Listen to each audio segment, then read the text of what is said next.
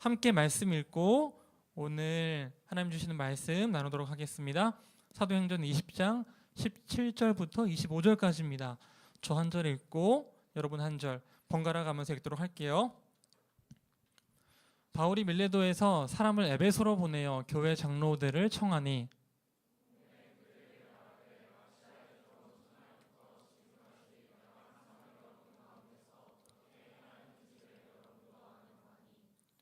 곧 모든 겸손과 눈물이며 유대인의 관계로 말미암아 당한 시험을 참고 주를 섬긴 것과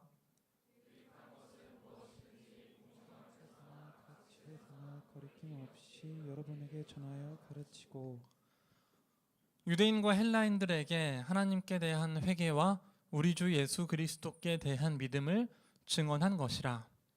보라, 이제 나는 성령에 매여 예루살렘으로 가는데 거기서 무슨 일을 당하였는지 알지 못하노라. 오직 성령이 각 성에서 내게 증언하여 결박과 환난이 나를 기다린다 하시나 내가 달려갈 길과 주 예수께 받은 사명 곧 하나님의 은혜의 복음을 증언하는 일을 마치려 하면은 나의 생명조차 조금도 귀한 것으로 여기지 아니하노라. 함께 읽겠습니다. 보라, 내가 여러분 중에 왕래하며 하나님의 나라를 전파하였으나 이제는 여러분이 다 내 얼굴을 다시 보지 못할 줄 아노라. 아멘. 이 시간 함께 바울처럼은 못 살겠어요 라는 제목으로 말씀 나눠보도록 하겠습니다. 여러분 혹시 사도행전 묵상을 하고 계신가요? 못하고 계셔도 괜찮습니다. 왜냐하면 여러분들은 내일부터 하실 거잖아요. 그러니까 지금 이제 20장, 21장을 읽고 이제 다음 주부터 아니 내일부터 이제 사도행전의 마지막 그 6장, 7장이 시작이 됩니다. 지금까지는 예수님의 12제자로부터 시작해서 그 12제자에게 전달된 복음이 어떻게 교회가 여러 문제를 겪고 7 집사를 선출하고 그 또 집사를 선출했지만 또 수많은 박해 가운데 그 박해자가 다시금 복음을 전하는 사도 바울 같은 사람들이 되고 그 사도 바울에 의해서 이제는 박해자였던 사람이 복음을 증언하는 자로 살아가는 내용들이 등장했고 심지어는 그 복음의 내용들이 유대 지방을 떠나서 이방인들 그러니까 세계 끝까지 전달되는지에 대한 내용을 다뤘어요. 그리고 오늘이 이제 그 마지막인데 무엇이냐면은 바울은 이제 교회를 핍박하던 그 사도 바울이 복음을 전하는 사람이 돼요. 전혀 복음을 받아들이지 않던 그 이방 세계 그 그리스어권의 교회가 태동하게 되고 그 교회에서 수년간 복음이 무엇인지를 가르친 다음에 이제는 사도 바울의 마지막 인생의 그 끝자락에 자신의 사명을 완수하기 위해 지금까지 양육한 이 모든 양육의 대상자들을 뒤로 하고 떠나기 전에 여러분 저 이제 진짜 갑니다. 저 이제 제가 가지고 있는 마지막 그 사명을 이루기 위해서 내가 지금까지 양육한 목양한 이 모든 교회 사역을 다 손에 떼고 저는 이제 재판받으러 가야 돼요. 복음을 증언하러. 근데 이게 왜 유효하냐면 이제는 그 예수님의 그 증인이 실제로 공적인 재판장에 서서 예수님의 복음을 증언하게 되는 거예요. 예루살렘의 재판장, 그러니까 내일부터 펼쳐질 일들이 수많은 재판대 위에서 바울이 변론하는 얘기예요. 그러니까 세상에서 예수님의 복음을 그 법정에서 호소하게 되는 역할을 바울이 하게 되는 거죠. 그 전 마지막 그 비장한 이제 곧 이런 엄청난 일들, 이 환난과 이런 것도 시작될 건데 저 그런 의미에서 진짜 마지막으로 여러분들한테 인사하고 갑니다. 만약에 저로 따지면은 이게 오늘이 이제 고별 설교가 되겠죠. 뭐 이런 거라고요. 예. 그때 어제 어떤 마음일까? 수년간 자신이 복음을 전하고 양육하고 세운 교회 성도들에게 동역자들에게 심지어 지금은 에베소에 있는 지역에 있는 그 교회 자신이 이제 가장 오래 머물렀던 지역이에요. 바울이 장로들을 따로 불러서 그러니까 에베소 그 밀레도로 불렀다고 나와 있는데 밀레도는 조금 거리가 있어요. 밀레도로 따로 불렀어요. 그러니까 그 바울의 동역자들 바울과 함께 마음을 나눈 이들이 다 바울과의 마지막 시간을 보내기 위해 찾아온 거죠. 그때 바울은 마지막으로 자기의 마음을 담아서 권면과 당부를 하는 거예요. 바울은 어떤 이야기를 할까요? 그것이 오늘날 우리에게 어떤 의미를 줄까요? 저는 오늘 이 말씀 묵상하는데 이게 꽤 고통스러운 거예요. 왜 고통스럽냐면 이게 뭔가 이 말씀 묵상에 진전이 없어. 너무 오랜만이 이런 답답함 너무 오랜만이에요. 자, 제가 왜 그랬는지 말씀을 드릴게요. 20장 18절 보면은 바울이 이렇게 얘기를 하는 거예요. 오매 그 장로들이 오매 그들에게 말하되 자기가 아시아에 들어온 첫날부터 지금까지 내가 항상 여러분 가운데서 어떻게 행하였는지를 여러분도 아는 바니 내가 지금까지 어떻게 살았는지 어떻게 했는지 여러분 다 아시죠? 얘기하는 거예요. 그 다음 절 어떻게 했대요? 곧 모든 겸손과 눈물 그리고 이 간계로 말미암아 당한 시험을 참고 주를 섬겼대요. 여러분 다 아시죠? 제가 정말 겸손과 눈물로 한 거예요. 시험을 다 참았어요. 이렇게 얘기하는 거예요. 그 다음 20장 24절을 보면은 그 마지막에 이렇게 얘기를 하는 거예요. 내가 달려갈 길과 주 예수께 받은 사명 곧 하나님의 은혜의 복음을 증언하는 일을 마치려 하면은 이게 바울이 보여주려고 하는 거죠. 나의 생명조차 조금도 귀한 것으로 여기지 아니하노라. 이 바울의 고백이 너무나 이제 아름다운 거죠. 여러분 내가 교회를 섬겨가면서 에베소 교회에서 여러분들과 함께 동역해가면서 여러분들한테 보여준 그 모습을 기억하시잖아요. 제가 정말로 겸손하게 섬기면서 눈물로 섬겼잖아요. 저는 이 복음을 증언하는 데 있어서 절대 저의 목숨을 중한하고 여기지 않았어요. 복음을 증언하는 것이 가장 중요합니다라고 이야기를 하는데 저에게는 너무나 이게 부담스러운 거예요. 그리고 뭐가 또 부담스럽냐면 여러분들 우리가 이 사도 바울 복음을 전한 이 사도처럼 닮아서 이렇게 살아가야 합니다라고 이야기하는 게 너무나 부담스러운 거예요. 아니 나도 부담스러운데 이거를 어떻게 또 이게 얘기를 하지? 그 심정이 오늘의 제목 도저히 바울처럼은 못 살겠어요예요. 바울처럼은 못 살겠는 거예요. 복음이 너무나 값지고 신앙생활에 너무나 인생이 유익하고 이것이 참 진리인데 바울처럼 그렇게 산다는 건 너무나 어려운 거잖아요. 그러니까 바울은 그렇게 살아가지만 바울은 되지만 나는 주님 아직 저는 아닌가 봐요. 그냥 이렇게만 머물러 있는 거죠. 근데 이렇게 생각하는데 좀 이런 생각에 좀 이렇게 다다르게 됐어요. 뭐냐면 그런 경구, 그 오래된 경구 중에 사자성어 중에 이런 게 있죠. 그 견지망월이라는 말이 있어요.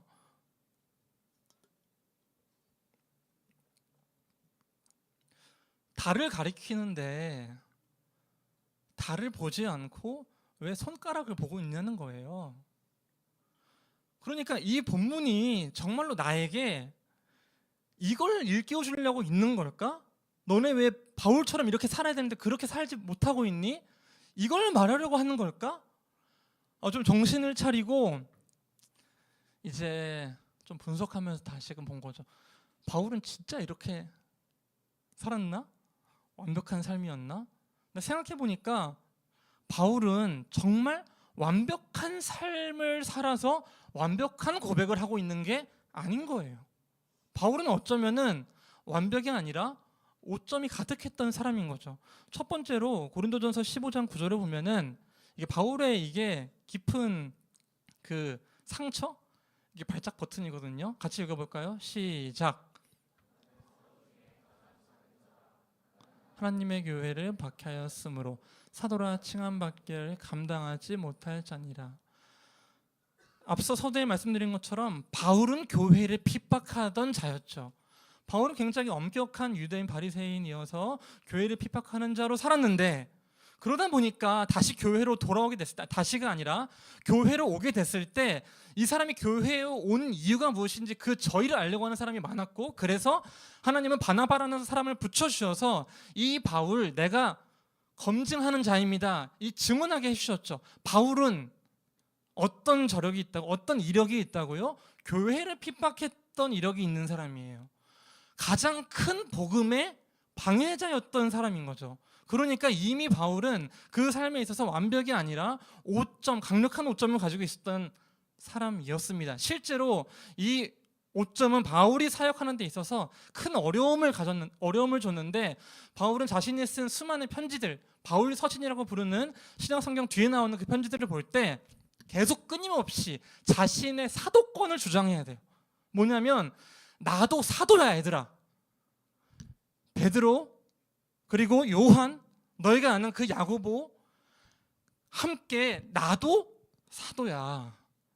그리스도의 종된 사도된 나 바울은 끊임없이 이 사도권에 대해서 고민하고 증명하고 자기 증명의 그 검증대에 올라야 했던 게 바울이었던 거죠.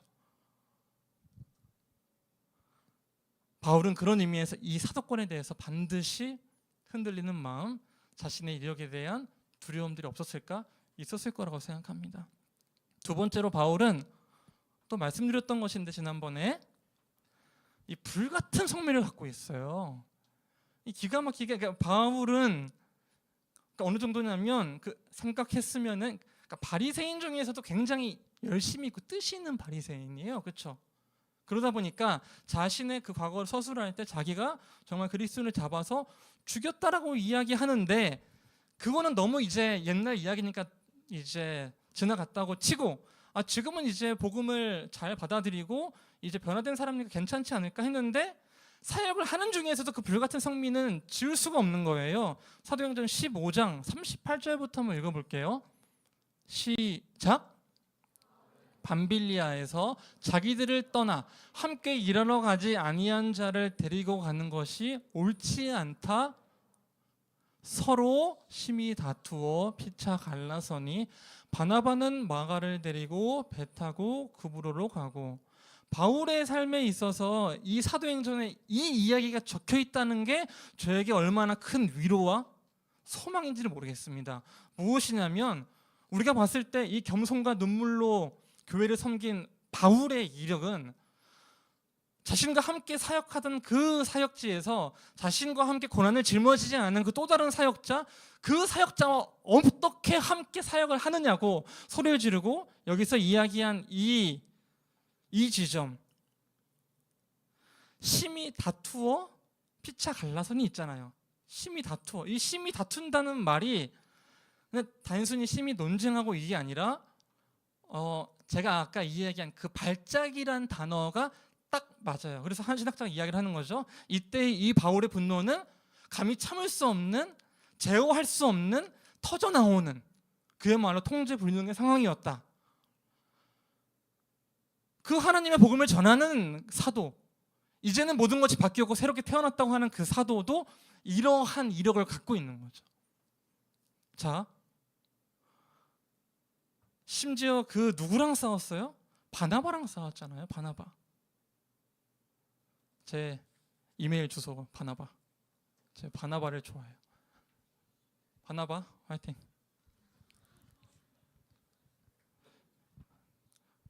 이 바나바가 누구죠? 자기 자신을 이 회심 사건 이후에 공증해주기 위해서 예루살렘으로 자기를 데려가서 바울 괜찮아요라고 자기를 증명해준 사람이에요. 그 사람과 다이다이 뜰 수 있는 사람인 거예요. 바울은 눈에 뵈는 게 이렇게까지 하면은 용감한 사람인 거죠. 가릴 것이 없는 거죠. 그게 화가 나면은 아닌 건 아닌 거예요. 너무나 잘 다듬어졌겠지만 바울은 분명히 에베소에서 사역할 때도 이런 지점들이 있었겠죠. 어쩌면 지금 이야기하는 그 대목에서도 이러한 성품들이 드러나기도 합니다. 자, 그리고 또 하나, 바울은 실제적으로 신체적인 약점도 있어요. 바울은 고린도 후서 12장 7절을 보면은 안 나와 있어요. 자기에게 육체의 가시가 있다고 이야기를 해요. 육체의 가시. 근데 육체의 가시는 질병인데 이 질병이 무엇인가에 대해서는 학자들 사이에 여러 의견이 있습니다. 어떤 사람은 간질병이라고 이야기를 하고, 그러니까 계속해서 발작해서 쓰러지게 되는, 그리고 나서는 약간 그 정신적인 어떤 병리적인 어떤 문제를 가지고 있었을 것이다. 아니면 이게 큰 안구 질환이어서 어떤 사람들이 이제 바울을 얘기할 때 바울이 이제 눈이 좋지 않다라는 그런 그 성경 구절이 있는데 그걸 봤을 때 안구에 어떤 질환이 있어서 보는 사람마다 바울의 눈이 왜 그러지? 뭔가 이런 생각이 들게 만드는 그런 어떤 약점을 가지고 있는 사람이었다는 거죠. 그러니까 바울을 봤을 때 근데 그 뭔가 이 사람은 이런 병이 있구나 라는 거를 딱 알만한 사람인 거예요. 근데 그 바울이 육체의 가시를 놓고 끊임없이 기도를 했어요. 끊임없이는 아니고 3번 했다고 나오네요. 12장 8절입니다. 많이 했죠? 이것이 내게서 떠나가게 하기 위하여 내가 3번 주께 간구하였더니 근데 이게 고쳐지지가 않아요. 그 다음 구절 나에게 이르시기를 내 은혜가 내게 족하도다. 이는 내 능력이 약한 데서 온전하여짐이라 하신지라. 다음 그러므로 도리어 크게 기뻐함으로 나의 여러 약한 것들에 대하여 자랑하리니 이는 그리스도의 능력이 내게 머물게 하려 함이라. 처음부터 이거 구절을 같이 한번 읽어볼까요? 나에게부터 시작.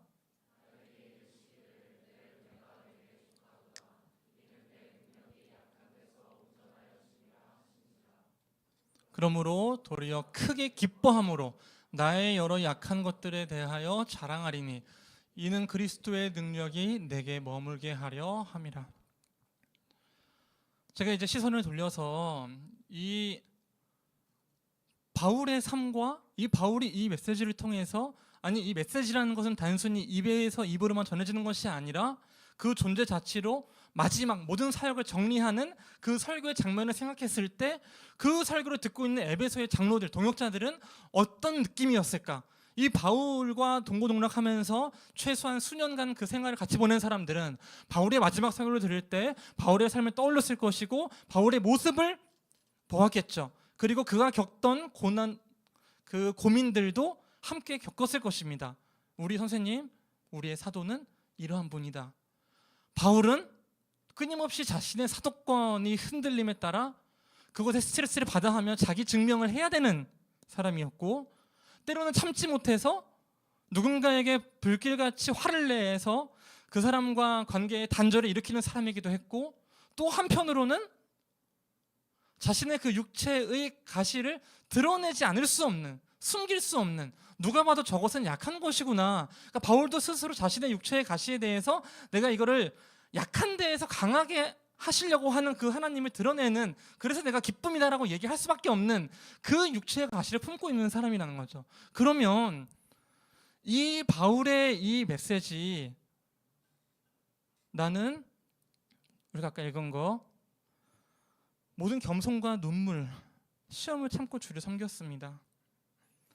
하나님의 은혜의 복음을 증언하는 일을 마치는 것에 내 생명조차 조금도 귀하지 않습니다.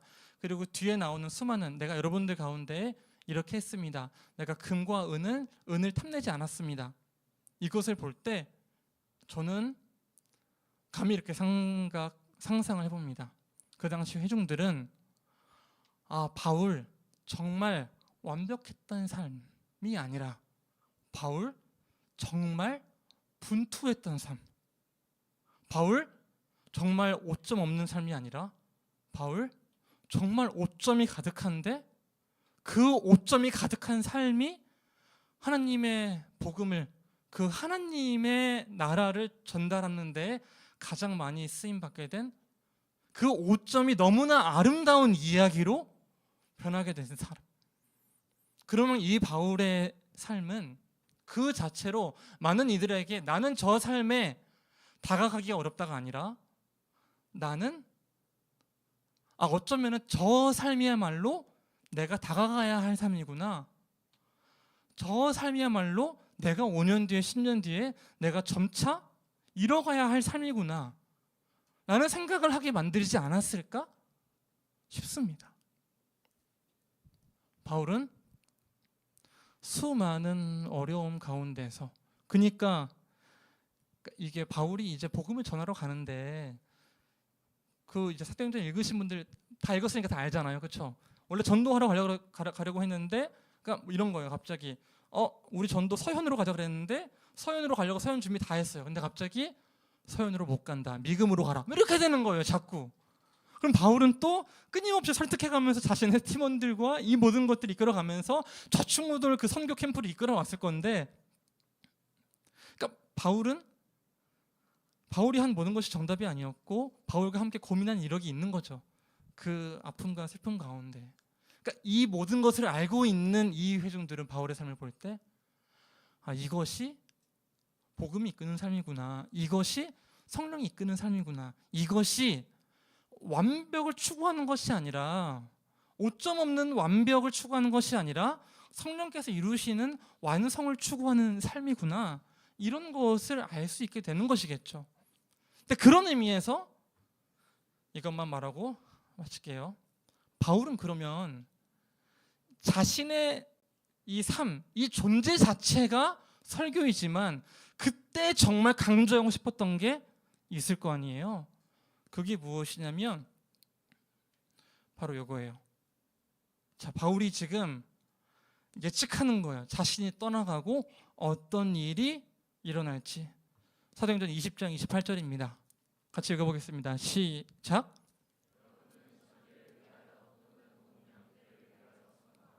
성령이 그들 가운데 여러분을 감독자로 삼고 하나님이 자기 피로 사신 교회를 보살피게 하셨느니라.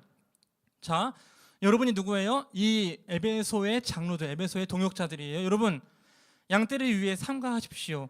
성령이 그들 누구예요? 이 교인들. 성령이 이 교인들 가운데 여러분을 감독자로 삼아서 성령이 하나님이 자기 피로 사신 교회를 보살피게 했다는 거예요. 성령의 인도하심 가운데 진행된다는 거예요. 근데 문제는 이거 20장 29절 여러분은 아니고 내가 떠난 후에 시작 내가 떠난 후에 사나운 이리가 여러분에게 들어와서 그 양떼를 아끼지 아니하며. 자, 이제 어떤 일이 생기냐면 바울이 제일 걱정하는 건 그거예요. 내가 떠나가고 나서 이제는 이 선한 목자이신 예수님이 자신의 양떼들을 아끼시듯이 돌보시듯이 그러한 목자가 와서 세심하게 양떼를 살펴줘야 되는데 그러지 않을 일이 생길까 봐 너무나 두려운 거예요. 아니, 그런 일이 생긴다는 거예요. 그리고 또 어떤 일이 생긴다? 20장 30절 시작.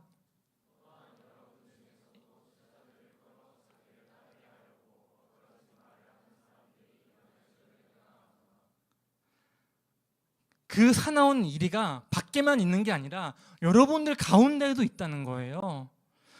분명히 그 에베소의 장로들 가운데에서도 예수님의 제자를 만들어가는, 그러니까 예수님의 제자가 되는 공동체가 아니라 그 장로 개인의 제자를 만들어가려고 하는 그런 일들이 생길 수 있다는 거죠.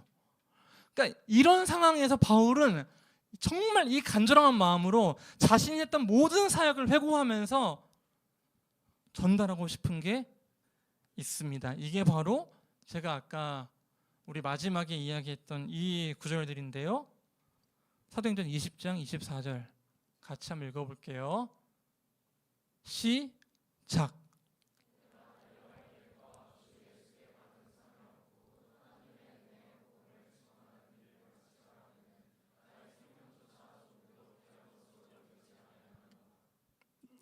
여기서 나오는 바울의 사명은 뭐죠? 예수께 받은 사명, 곧 하나님의 은혜의 복음을 증언하는 일이에요. 그러니까 바울은 3년간, 이 구절을 통해서 바울이 3년간 한 일이 무엇인가? 바울의 사역의 목적은 무엇인가? 이건 거죠.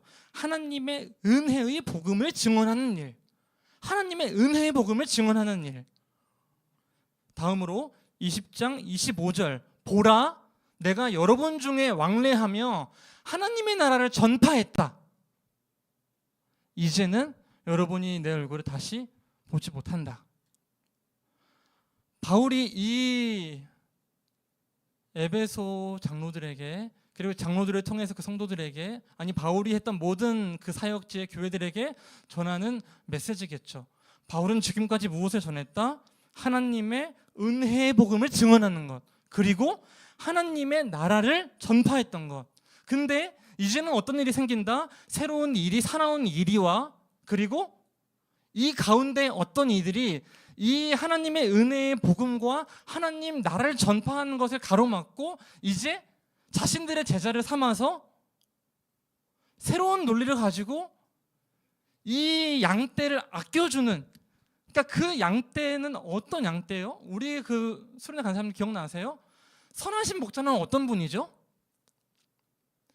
이 양이 길을 잃어서 사망의 음침한 골짜기에 혼자 있을 때 이 선한 목자는 집에 돌아가서 99마리의 양 때문에 그래도 99마리는 지켰네 감사하다 하면서 자는 그런 목자가 아니라 그 잃어버린 그 한 양, 그 양이 생각나서 잠을 이루지 못하고 날이 어두워졌지만 사망의 음침한 골짜기로 다시 돌아가서 그 맹수와 도적떼들을 뒤로 하고 움직이지 못하는 그 양을 들쳐매고 집으로 돌아오는 게 선한 목자잖아요. 그렇죠? 그 선한 목자이신 주님을 증언하는, 그리고 이제 그렇게, 자 다시, 너무 흥분했네요. 교회가 그러한 논리로 흘러가지 않을 것이 너무나 두려운 거잖아요. 요새 이 은혜의 복음, 그러니까 복음은 어떻게 우리한테 은혜일까? 이런 생각을 되게 하게 돼요. 제가 만나는 수많은 우리 장로교, 우리 교회, 우리 개신교, 교회를 다니는 사람들은 이상하게 주일 예배만 가서 죄책감을 느끼는 거예요. 자, 이게 무슨 맥락이냐면, 저희 아내가 회사에서 이제 있는데 회사에 엄청 이제 성당을 그러니까 카톨릭 교인 호소인이 있으신 거예요. 근데 너무나 당당하게 저는 성당 다닙니다. 딱 얘기하시는 거예요. 그래서 뭐 성당 다니시는구나. 근데 중요한 건 성당을 안 가요. 아니 근데 진짜 안 가는 거예요. 한 달에 한 번도 안 가는 거예요. 근데 너무나 자랑스럽게 하나님께서는 저를 사랑하시는 게 확실하고 나는 정말로 우리 신앙의 가치관 안에서, 근데 물론 거기도 이유 일반적인 게 있죠. 너무 확신에 차서 막 이야기를 하는 거예요. 되게 어떤 단호하게 저는 정말로 신앙 가운데서 고민하려고 노력하고, 그리고 정말 예수님께서 저를 사랑하신다는 확신이 있습니다. 근데 이제 안에 거기 또 다른 어떤 그 친구가 있는데, 거기는 이제 교회 다니는 분이에요. 근데 거기는 매주 교회를 가는데 내가 금요 예배를 못 가서 죄책감을 안고 살아가는 한 개신교인이 있는 거예요. 그러면서 이제 아내가 물론 그 성당 그게 안 가는 게 자랑은 아니지만 근데 뭔가 너무 좀 안타깝지 않냐? 저한테 이야기를 하는 거죠. 내가 듣는데 저도 되게 안타까운 거예요. 아니 성당 한 번도 안 가는 사람은 어떻게 물론 그 말을 점검해봐야겠죠. 그 확신한다는 것이 무엇인지, 하나님의 사랑이 무엇인지, 예수님의 그 사랑은 뭐고 복음이 뭔지. 근데 또 점검해봐야겠죠. 이분이 생각하는 복음은 뭐고 신앙생활은 무엇이길래 왜 항상 죄책감으로 얼룩져 있는지, 왜 신앙생활이 누군가에겐 자유가 되고 누군가에게 죄책감이 되냐는 거죠. 자, 우리가 이 은혜의 복음, 근데 이게 제가 처음 생각한 바울처럼은 못 살겠어요 있잖아요. 바울처럼은 못 살겠어요. 이거랑 맞닿아 있는 것 같은 거예요. 그러니까 나에게는 어린 시절부터 받아온 그 어떤 강박이 확실하게 있는 거예요. 내가 살아야 할 삶을 정확하게 지목하고 그로부터 멀어졌을 때 회개하고 돌아가는 거, 이게 내 루틴인 거야. 나는 어쩌면은 그 방법을 제가 잘 몰랐다는 생각이 드는 거예요. 이상에서 언제나 멀어져서 죄책감을 갖는 게 아니라 거기에서 가까워지면서 누리는 즐거움이 뭔지를 내가 몰랐던 거예요. 그러니까 나는 놀랍게도 예수님, 그러니까 이런 식으로 기도할 수 있는 거죠. 예수님, 저희를 너무나 사랑해 주신다는 거 알고 있습니다. 하지만 예수님의 사랑을 제가 온전히 잘 누리지 못하고 있어요. 너무 죄송해요. 예수님이 그러면 아니 내가 그거 하지 말라고 내가 십자가에서 못 박혔어. 제가 너무 죄송해서 예수님께 다가가기가 어려워요. 그럼 예수님이 아니 내가 너 있는 대로 갈게. 예수님이 저 있는 대로 와주시는데 제가 그 문을 못 열어서 너무 죄송해요. 아니 내가 문을 열도록 내가 어떻게 한번 할게. 아니 근데 예수님 제가 이렇게 무기력해서 죄송해요. 아니 그러니까 이 죄송하다는 말 좀 그만하고 괜찮다고. 복음이란 뭘까? 어떻게 해야 이 복음이, 그러니까 물론 이게 방종이 되고 책임을 지지 않는 것이 되고 그러면 안 되겠죠. 근데 제가 무엇을 느끼냐면 우리 사랑받는 자에서 사랑하는 자, 그러니까 사랑받는 자가 확고해야 사랑하는 자가 이제 논할 수 있게 된다 이 얘기를 했잖아요. 그러니까 이건 거예요. 내가 생각할 때 제가 이 말씀을 묵상하면서 계속 끊임없이 고통스러워했던 거. 나는 왜 바울 같지 않지? 왜냐하면 김영환이니까 그렇지. 근데 이 김영환의 삶에서 내가 조금씩 하나님을 닮아가는 그 예수님을 닮아가는 완성에서의 기쁨이 아니라 부족함에 대한 죄책감만 누리고 있더라고요. 그러면서 예수님이 이야기하시는 그 초입에 들어오는, 그리고 우리의 이 복음이 이 공로주의와 율법만 남게 될 수 있는 위험도 내포하고 있다는 것을 오늘의 말씀을 준비하면서 좀 알게 된 거예요. 그런 의미에서 여러분 말씀을 맺겠습니다. 바울의 이 삶과 오늘 강조하고 싶었던 이야기를 정말 기억합시다. 바울의 삶은 오점 없는 삶이 아니었고 실패 없는 삶이 아니었고 완벽한 삶이 아니었죠. 하지만 바울은 그 오점과 실패와 자기 증명을 넘어서서, 아니 어쩌면은 그 스트레스로부터 벗어나서 예수님을 닮아가는 삶으로 갔다는 거예요.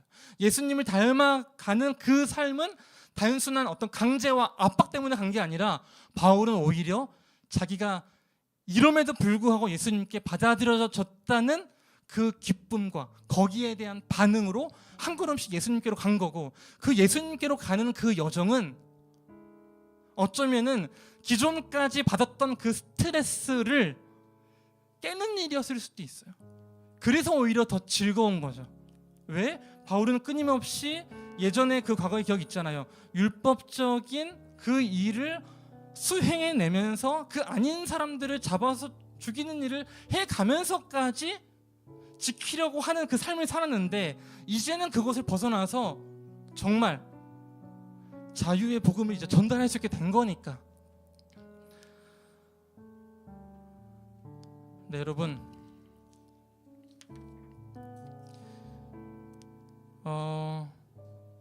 우리 가운데에 하나님의 은혜의 복음이 무엇인지를 서로가 서로에게 증언해 주는 것이 많았으면 좋겠어요. 그 은혜의 복음은 무엇입니까? 너가 조금 더 기도해야지 하나님이 응답해 주시는 게 아니잖아요. 너가 조금 더 부르짖어야 하나님 만나 주시는 게 아니잖아요. 너는 이미 하나님께 받아들여져 있는 존재야. 이걸 증언해 주는 공동체가 됐으면 좋겠습니다. 그리고 또 한편으로는 그 하나님의 나라가 이러한 증언이 넘쳐나서 서로가 서로를 사랑해주고 지지해주는 공동체라면, 우리의 이 공동체는 그 공동체의 존재만으로도 세상 속에서 정말 다른 빛과 소금의 역할을 하고 있는 하나님의 나라의 그 모델하우스일 거예요. 여러분은 그 하나님의 나라를 이곳에서 누리실 수 있으실 거예요. 이 시간 그런 의미에서 찬양하려고 하는데요. 하나님의 열심이라는 찬양입니다. 우리가 무언가를 이루려고 할 때 이 복음을, 그리고 이 모든 것을 이루는 것이 결국에는 하나님의 열심으로 이루어진다는 것이 또 은혜의 복음이 무엇인지를 나타내는 것 아닐까 생각하거든요. 가사를 깊게 묵상하시면서 함께 찬양해 보도록 하겠습니다. 사랑하는 내 딸아. 사랑하는 내 딸아, 너의 자금도 너의 자금도 내게 귀하다. 너와 함께 걸어가는 모든 시간이 내게 힘이라. 사랑하는 아들아, 사랑하는 아들, 내 연약함도 내겐 내 연약함도 내게 금이라. 너로 인해 잃어버린 나의 안음이 돌아오리. 조금 느린 듯해도 느린 듯해도 기다려주겠니. 조금 더딘 듯해도 믿어줄 수 있니. 네가 가는 그 길, 네가 가는 그 길 절대 헛되지 않으니. 나와 함께 가. 앞이 보이지 않아도 앞이 보이지 않아도 나아가주게. 이해되지 않아도 이해되지 않아도 사랑해주겠니. 너의 눈물의 기도 잊지 않고 있으니. 너의 눈물의 기도 잊지 않고 있으니 나의 열심으로. 열심으로 다시 한번 처음부터 고백해 보도록 하겠습니다. 사랑하는 내 딸아,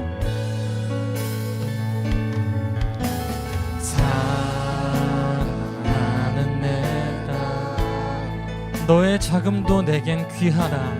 너의 자금도 내게 귀한 너와 함께 걸어가는 너와 함께 모든 시간이 내게 힘이라. 걸어가는 시간이 내게 힘이라.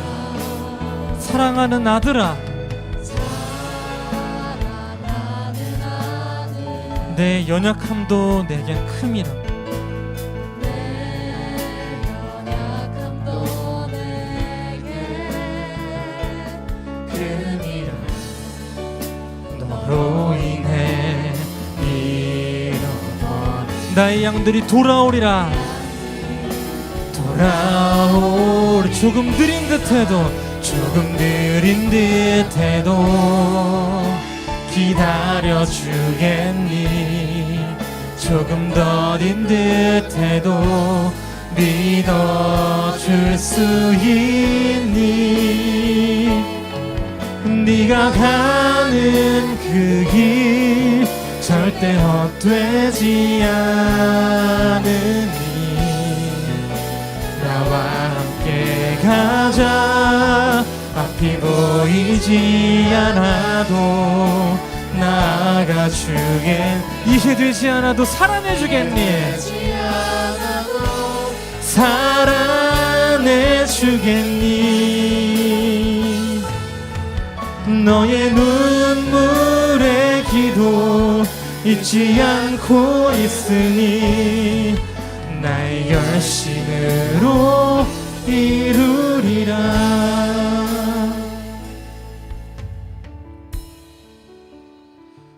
우리가 2000년 전에 그 사도 바울을 한번 만났다고 한번 상상을 해볼까요? 제가 안고 있는 고민을 가지고 사도 바울에게 이야기를 하는 거죠. 선생님, 바울 사도님, 저 바울 사도님처럼 살기는 너무나 어려울 것 같습니다. 그렇게 정말로 멋진 삶, 제가 그거는 감당하기 어렵습니다. 바울 사도님이니까 가능할 것 같아요 라고 이야기를 하시면, 위대한 사도로 살아가기 위한 방법들을 하나씩 얘기해 주는 것이 아니라 저한테, 형제님, 저야말로 정말로 연약한 사람입니다. 이렇게 연약한 사람을 통해서도 하나님은 당신의 일을 하십니다. 하나님께서 영환 형제를 통해서 영환 형제의 오히려 그 약함, 지금까지 얘기한 그 수많은 약함, 그 약함을 통해서 형제님을 사용하실 거예요. 지금까지는 그 약함이 고민이었지만 언젠가는 너무나 힘들고 어려운 시기겠지만 그 약함을 지니고 살아가는 게, 하지만 그 약함이 하나님 앞에서 기쁨이 될 때도 올 겁니다. 그게 하나님 나라의 복음입니다. 할 수 있습니다. 이야기를 하시겠죠. 이 복음을, 이 은혜의 복음을 우리가 들어보고 기도하자고요. 이 시간 기도하실 때 하나님, 내 삶에 끊임없이 닿지 못해서 기준으로부터 벗어나서 평균에 닿으려는 그 마음 때문에 고민하고 번민하는 우리 마음 안에 고통이 있다면 하나님, 그 고통과 고민, 닿지 못하는 좌절감과 불안을 내려놓고 하나님께서 우리에게 다가오시는, 우리를 값없이 불러주시는 그 은혜의 복음을 누리며 살아갈 수 있게 인도해 주옵소서. 그 복음의 힘을, 그 은혜의 복음의 강력함을 경험할 수 있게 인도해 주시옵소서. 이 시간 주여 한번 외치고 기도합시다. 기도하겠습니다. 주여, 주님 아버지, 우리는 언제나 고민하고 끊임없이 닿지 못해 괴로워합니다. 그 기준으로부터 멀어져서 그 평균을 이루지 못해서 그 평균에 닿지 않을까봐, 내 삶이 너무나 독특해지고 특별해질까봐 불안해하며 살아갑니다. 다른 사람들이 내 안에 있는 육체의 가시를 보일까봐, 그 육체의 가시가 나의 연약함인 것을 너무나 잘 알아서 나의 출신 때문에, 내가 과거에 있었던 그 일 때문에 다른 사람들에게 끊임없이 나의 존재를 증명해야 했던 그 바울처럼 나도 내 삶에서 증명해야 될 영역들이 있습니다. 주님, 이 영역들을 아버지, 내가 끊임없이 적용하느라 끊임없이 고민하게 되는 이 상황 가운데 하나님, 하나님의 은혜의 복음이 무엇인지를 내가 다시금 깨닫게 해주옵소서. 주님, 주님의 그 한마디, 그 음성, 그 깊은 마음, 그것이 우리에게 필요합니다. 괜찮다라고 이야기해 주시는, 내가 너에게 간다라고 이야기해 주시는, 나는 선한 목자다, 나는 너희를 돌보지 않는 그 목자가 아니라 선한 일대로부터 너희를 지켜주는, 너희가 도망갔을 때, 길을 잃었을 때 그 곳까지 찾아가는 내가 선한 목자라고 이야기해 주시는 그 하나님의 놀라운 은혜의 복음을, 그 은혜의 복음을 누리며 살아갈 수 있게 인도해 주시옵소서. 주님 아버지 지켜주시고 인도해 주셔서 저희가 진정 하나님께서 알려주시는 그 놀라운 은혜를 경험하며 살아갈 수 있게 인도해 주시옵소서. 주님 아버지 지켜주시옵소서. 아버지 이끌어주시고 인도해 주시옵소서.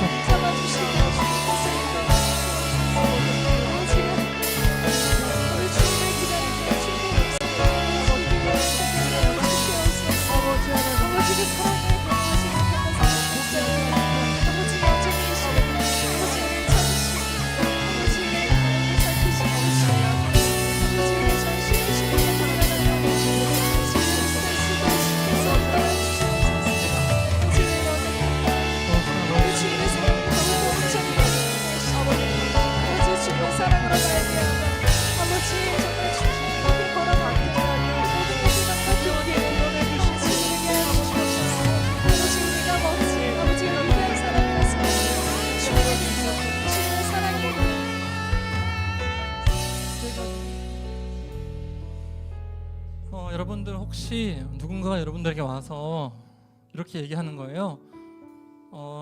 너 완벽주의지. 여러분들이 이 얘기 들었을 때 좀 기분이 어떠세요? 뭐 내가 무슨 완벽주의야, 나를 어떻게 생각하는 거야, 이렇게 안 하시잖아요. 완벽주의라는 말이 오늘날의 시대에는 꽤나 칭찬이거든요. 그렇게 기분 나쁘지 않은 말이거든요. 근데 이 말만큼 위험한 말이 없죠. 완벽주의야말로 끊임없이 자기 자신을 해치는 지름길이죠. 저는 완벽주의 아니에요. 저는 완벽 애초에 바라지도 않아요. 하지만 이 완벽은 내가 세운 확실한 기준과 틀 안에서의 완벽이거든요. 오늘 바울의 삶을 한번 떠올리면서 완벽이 아니라 완성에 대해서 좀 묵상해 봅시다. 5점을 남기지 않는 삶이 아니라 실패 경험을 쌓는 삶이 아니라 우리는 완벽한 삶을 추구하지만 하나님이 우리를 인도해 가시는 그 완성의 삶은 5점과 실패마저도 아름다운 그림의 한 요소가 되는 삶이겠죠. 그런 의미에서 완벽이 아니라 완성과 완숙, 성숙한 삶을 목표로 삼아 보시면 좋을 것 같아요. 이 시간 기도하실 때 하나님, 내가 완벽한 삶이 아니라 완성과 완숙, 성숙을 향한 삶을 살기 원합니다.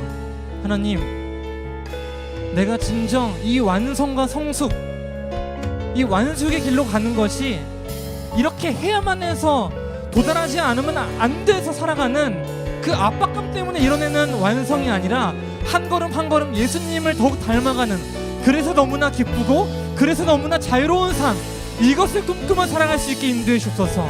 나의 방향성이 완벽이 아니라 완성과 성숙과 완숙, 예수님을 닮아가는 그 아름답고 기쁜 삶으로 초대되었다는 것을 깨닫고 살아갈 수 있게 인도해 주시옵소서.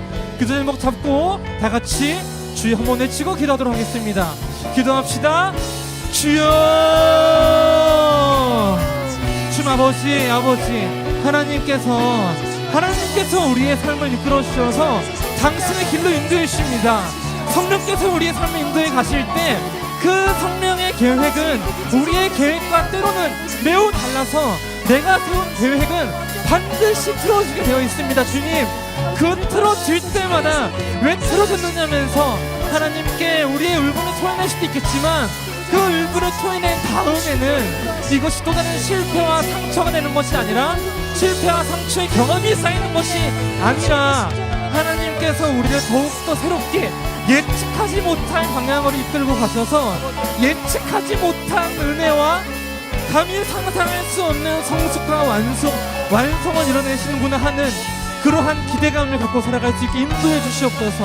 주님, 우리의 삶을 인도해 주셔서 진정 하나님 가운데서 이러한 기쁨과 즐거움을 꿈꾸며 살아갈 수 있게 해주시옵소서. 주님 아버지 이끌어 주시옵소서.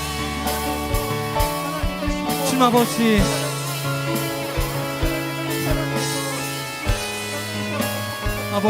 주님 아버지,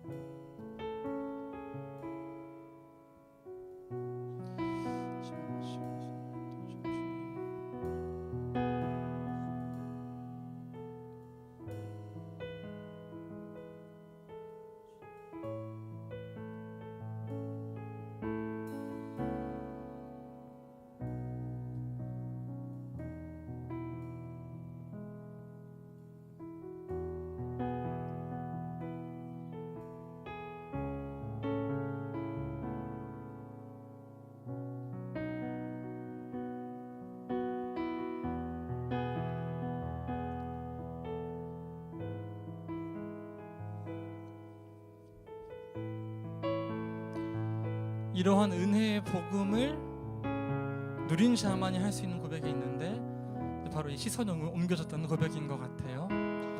함께 이 찬양 한번 고백하고 마지막으로 기도해 보도록 하겠습니다. 내게로부터 눈을 들어 주를 보기 시작할 때 주의 일을 보겠네.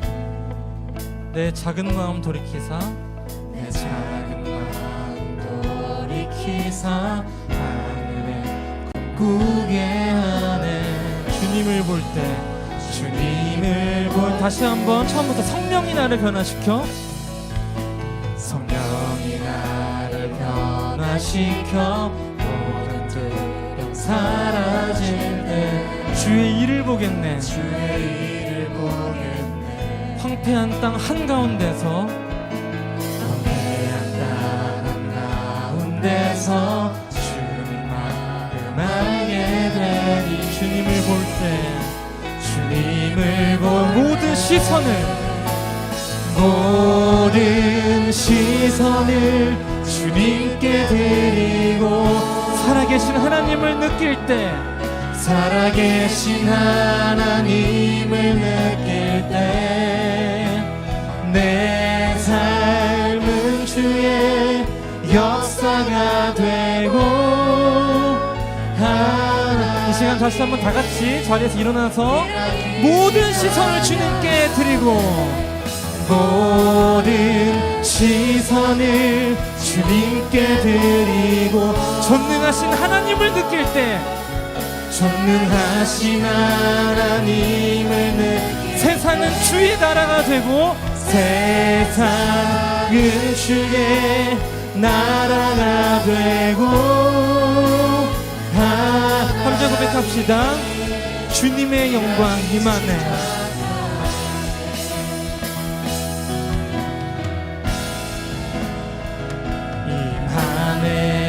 주 볼 때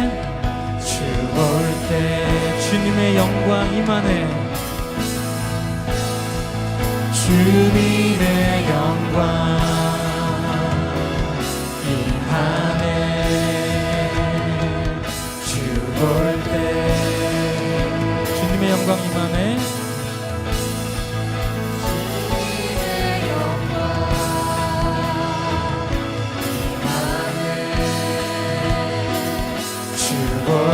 다시 한번 복음을 누리는 자만이 볼 수 있는 그 주님의 영광, 주님의 영광 황폐한 땅에서도 볼 수 있는 그 주님의 영광, 주 볼 때 주님의 영광,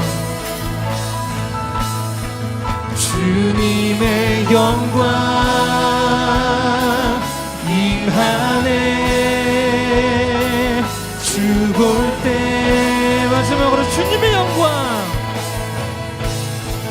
주님의 영광 임하네. 주 볼 때 모든 시선을 주님께 드리고 살아계신 하나님을 느낄 때 내 삶은 주의 역사가 되고 하나님이 일하기 시작하네.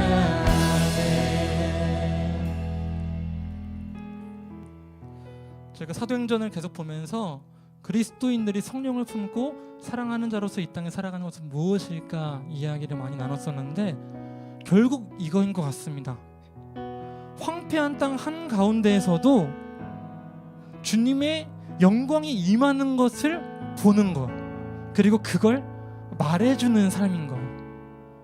사도 바울은 거기에 산 증인이었죠. 그리고 되게 재밌는 건 그 3년간 사역한 곳을 떠나 성령에 이끌리어 환난과 고난이 있는 곳으로 담담히 걸어가야 한다고 이야기하는 그 모습이 마치 예수님의 모습과 닮아 있다는 것이죠.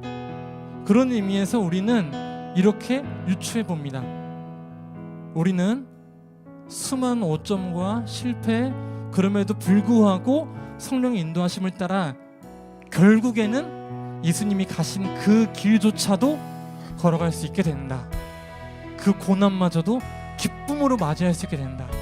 그리고 여러분이 가는 곳에서 만지는 것마다 닿는 것마다 새로워진다. 새로운 의미를 부여해준다. 죽어있던 것에서 생명을 발견할 수 있게 해준다. 그리고 전혀 소망이 없는 곳에서 여러분들은 소망을 발견하고 외쳐주는 삶을 살게 된다. 그래서 여러분들은, 그리스도인들은 세상의 빛과 소금입니다.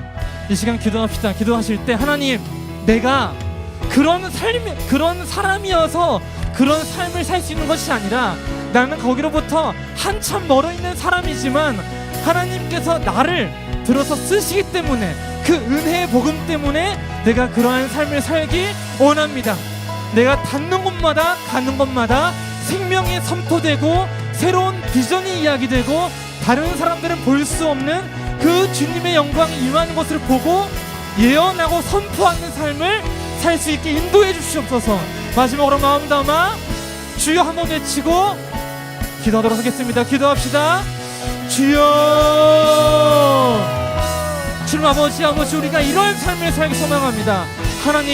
하나님께서 원하시는 사람이 어떻게 돼야 하는지 거기에 몰두해서 그렇게만 되려고 노력하는 것이 아니라 그 은혜의 복음이 우리를 자연스럽게 이끌어서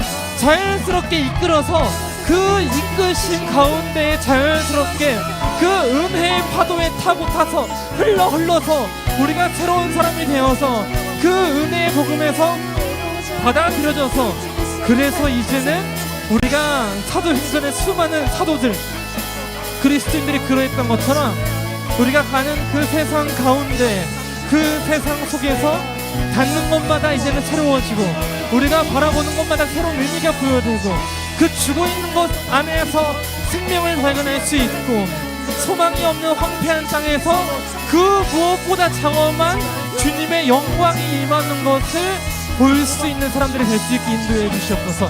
하나님, 우리가 그러한 삶을 살아가기 원합니다.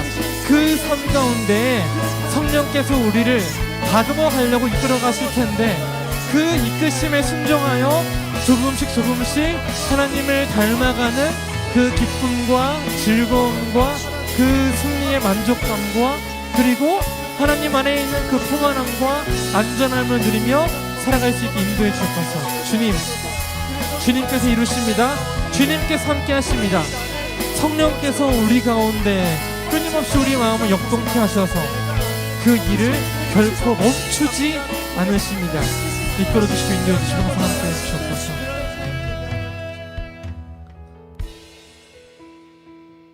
하나님, 이 복음이 진정 우리를 자유케 하는 복음임을 믿습니다. 우리를 자유하게 하는 이 복음의 논리, 이 복음의 이야기가, 그 은혜의 복음의 스토리가 우리 가운데, 우리 마음에 확실히 세워져서 그 누구도 사나운 일이든 또 다른 제자를 만들려고 하는 사람이든 그 마음 가운데 확고한 사랑받은 자로서의 정체성을 그 누구도 흔들지 못하게 해주옵소서. 예수님을 닮아가는 것이 어려움과 고난을 포함하지만 그 어려움과 고난이 우리를 끊임없이 압박해서 강박적으로 우리를 변화시켜서 갈려나가게 만드는 그러한 하나님께서 주신 그 고통이 아니라 진정 그 가운데에서 새로운 자유, 하나님께서 보여주시는 그 즐거운 삶, 새로운 꿈, 주님의 영광이 임하는 것을 우리의 두 눈으로 바라볼 수 있는 그러한 기쁨을 알아가면 그 길을 걸어갈 수 있게 인도해 주옵소서. 모든 것 성령께서, 삼위 하나님께서 이끌어 주실 줄 믿습니다. 살아계신 예수 그리스도 이름으로 간절히 기도합니다. 주님께서 가르쳐 주신 기도 함께 고백하도록 하겠습니다. 하늘에 계신 우리 아버지여, 이름이 거룩히 여김을 받으시오며 나라의 임하옵시며 뜻이 하늘에서 이룬 것 같이 땅에서도 이루어지이다. 오늘날 우리에게 일용할 양식을 주옵시고 우리가 우리에게 죄진 자를 사하여 준 것 같이 우리 죄를 사하여 주옵시고 우리를 시험에 들게 하지 마옵시고 다만 에게서 구하옵소서. 대개 나라와 권세와 영광이 아버지께 영원히 있사옵나이다.